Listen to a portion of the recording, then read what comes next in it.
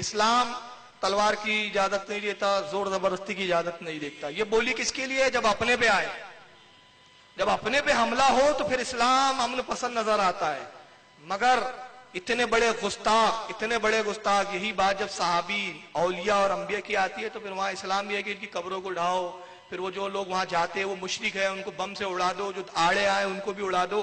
اور پلاننگ یہاں تک بڑھ گئی کہ گنبد خضرا بھی اڑانے کا پلان بن گیا ہے.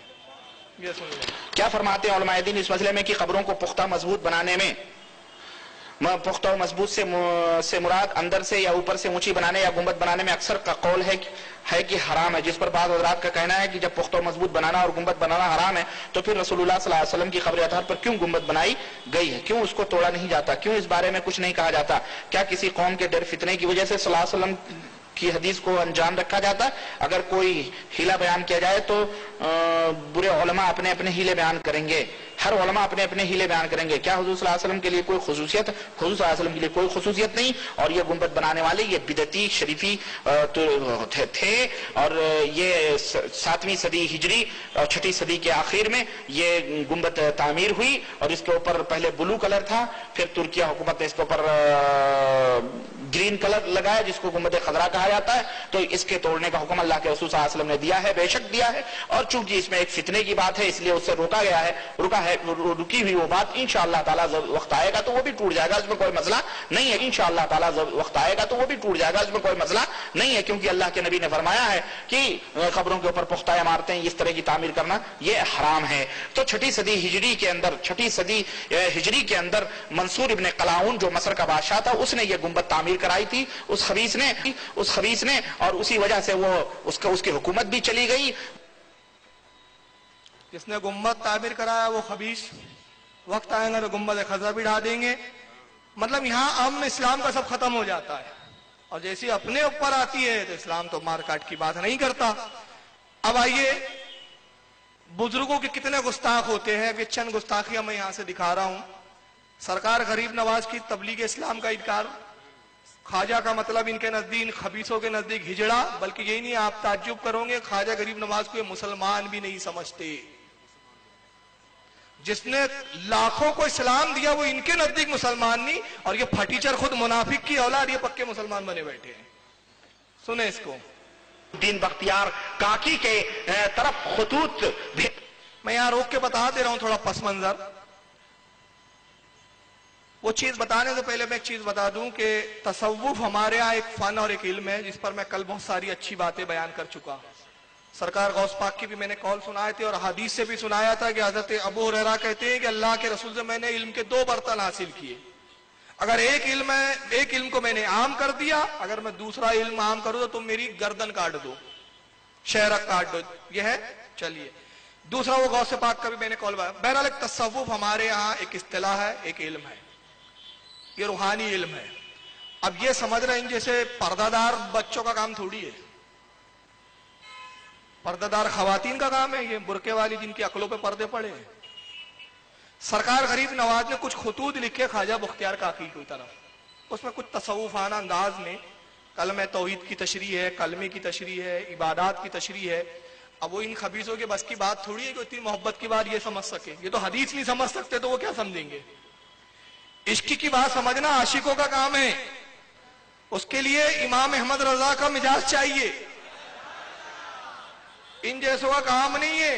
کیا ہے بدعت کیا ہے سنت فیصلہ تو خود نہ کر، یہ بریلی کے شاہ امام احمد رضا پر چھوڑ دے، ہے نا.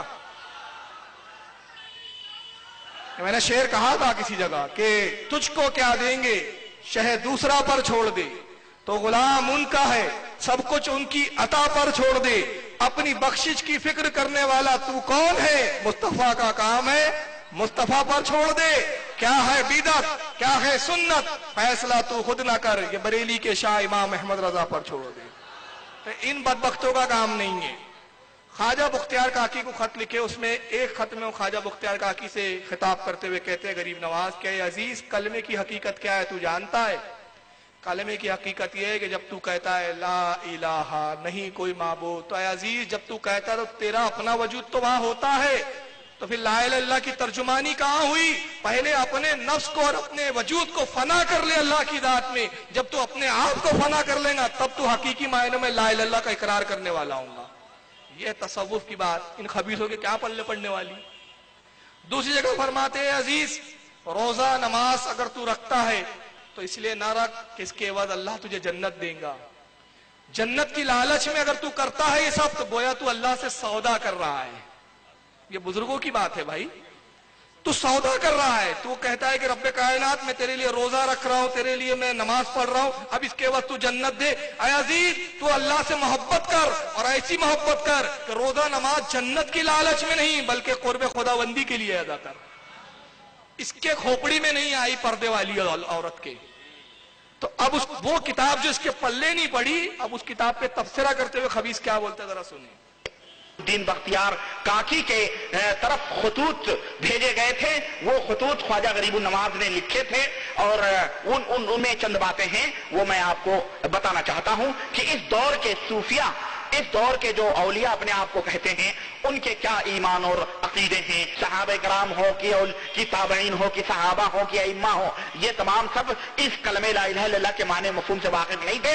ये हजरत ख्वाजा गरीबुन नवाज जो थे बेचारे सुल्तानुल हिंद, जो फारस से आए थे और ये जो फारसी जुबान बोलते थे, इन्हें इसका बहुत ज्यादा इल्म था।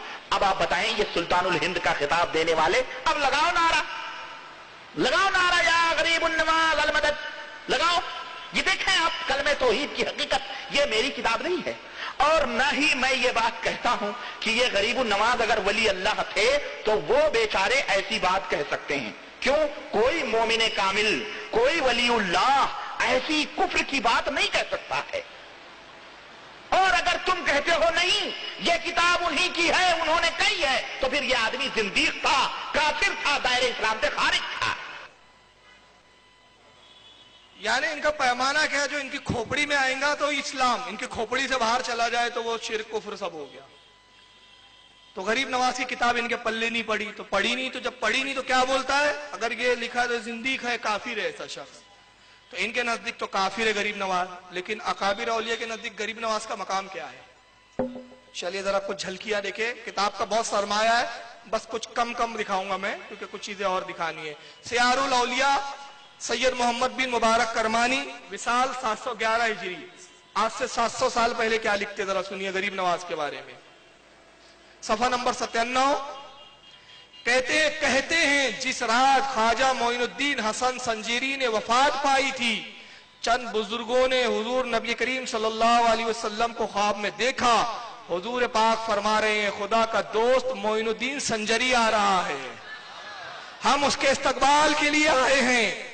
जब आप वफात पा गए तो ख्वाजा की पेशानी पर यह तहरीर नमूदार हुई कि खुदा के दोस्त ने उसकी दोस्ती की राह में वफात पाई।